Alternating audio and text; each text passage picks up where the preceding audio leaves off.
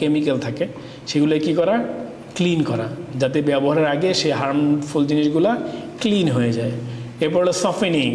আমরা যে ফেব্রিকগুলো স্পেশালি দেবেন ডেনিম, অনেক হার্ড থাকে, কিন্তু ডেনিম ফেব্রিক অনেক হার্ড থাকে। এই দেখেন, এটা হলো বিফোর ওয়াশ, দেখেন ধরে ধরে দেখেন তো, অনেক হার্ডস না, এটা ধরতে খসখসে না, এটা পড়তে মজা লাগবে। আর দেখেন তো এটা ওইটার চেয়ে সফট না, হ্যাঁ হ্যাঁ, বুঝতে পারতেছেন। সো ফেব্রিকটা ইনিশিয়াল স্টেজে কী থাকে, অনেক হার্ড থাকে, যার কারণে সেটা পরে কমফোর্টেবল ফিল হয় না। সো সেটাকে আমরা কি করি, এই সফেনিং করা হয়, ওয়াশের সময় কিছু সফেনিং এজেন্ট দেওয়া হয়, যেন কি হয় সেটা সফট হয়, enhance fabric feel and flexibility, software করে ফ্লেক্সিবিলিটি ইনক্রিজ করে। দেন কালার ফাস্টনেস, বারবার ওয়াশ করার কারণে আমাদের যে ফেব্রিকের থেকে কালার রং উঠে যায় না, সেটাকে যদি একটা হার্ড ওয়াশ করে দেওয়া হয় সেখান থেকে সহজে রং উঠবে না, ঠিক আছে। দেন কালার ফাস্টনেস ভালো থাকে। দেন হলো অ্যাস্থেটিক মানে লুকিং, এটাকে আরও বেশি অ্যাট্রাকটিভ করার জন্য, সুন্দর একটা কালার নিয়ে আসার জন্য আমরা ওয়াশ করে থাকি। Types of textile washing, water washing, enzyme washing, stone washing, bleach washing, আর অনেকগুলো আছে। ওয়াটার মানে শুধু ওয়াটার দিয়ে ওয়াশ করা হলো, দেখতে কষ্ট হচ্ছে,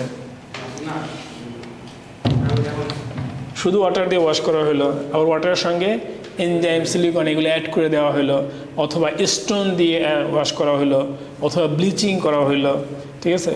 এরকম আর অনেকগুলো ওয়াশিং টাইপ আছে। টাইপ মুখস্থ করতে চাইলে এগুলো মুখস্থ করলে আপনি অ্যাটলিস্ট বলতে পারবেন যে এতগুলো ওয়াশ হয়, ঠিক আছে।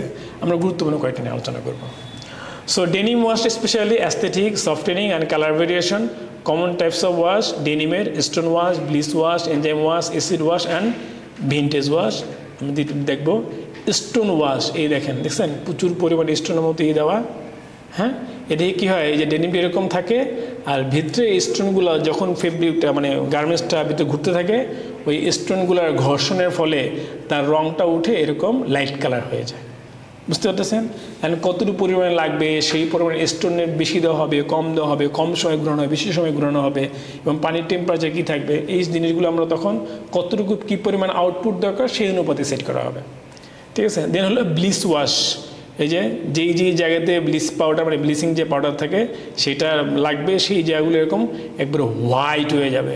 সো অ্যাজ পার ডিজাইন আমরা এরকম ধরনের কেমিক্যাল দিই, যদি বেশি লাগে তাহলে একবারে বেশি দেওয়া হয়, যদি কম লাগে তাহলে কম দেওয়া হবে, ঠিক আছে।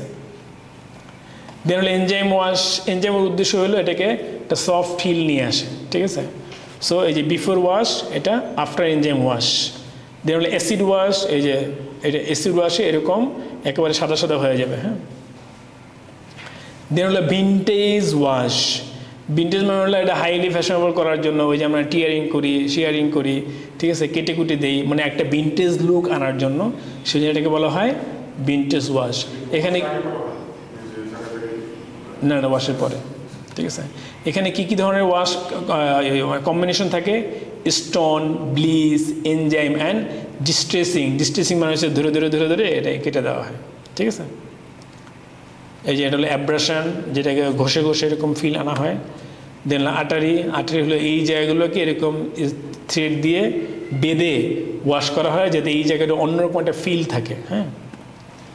এনজাইম ওয়াশ, অ্যাসিড ওয়াশ একেবারে ফুল সাদা হয়ে গেল, ঠিক আছে। দেন হলো স্যান্ড ব্লাস্টিং হলো বালু, স্যান্ড মানে কি বালু। সো স্যান্ড ব্লাস্টিং হলো এটা একটা মেশিনের মধ্যে ঢুকে দিয়ে স্প্রে করা হয়, এটাতে যেখানে এটা স্যান্ড দিয়ে স্প্রে করা হবে, মানে বালুগুলো ওই গার্মেন্টসের উপরে গিয়ে কি পড়বে, আর যখন পড়ার কারণে একটা ঘর্ষণ তৈরি হবে না, এই ঘর্ষণের ফলে এরকম একটা ইফেক্ট আসবে। যেখানে যতটুকু পরিমাণ দরকার অতটুকু পরিমাণে দেওয়া হবে। এই যেখানে দেওয়া নেই এই জন্য ডার্ক কালার, এখানে বেশি দেওয়া হয়েছে এই জন্য এখানে লাইট কালার, আবার সাইডে কম দেওয়া হয়েছে সাইডে ডার্ক কালার, যেখানে আপনার এই ইফেক্টটা দরকার। দেন স্টোন ওয়াশ, যেটা একটুকে দেখালাম। হুইস্কারিং হলো এই যে ভাঁজগুলো দেখতেছেন না, হ্যাঁ, এই যে ভাঁজগুলা, এগুলো কাঙ্ক্ষিত উপায়ে ভাঁজগুলো আনার জন্য ভাঁজ করে পরে উপরে অ্যাব্রেশন করা হয়। যেখানে ভাঁজ দিয়ে রাখা হয় সেই জায়গাতে এরকম আফটার ওয়াশ এরকম একটা ভাঁজের ইফেক্ট আসে, সেটাকে আমরা কি বলি, হুইস্কারিং।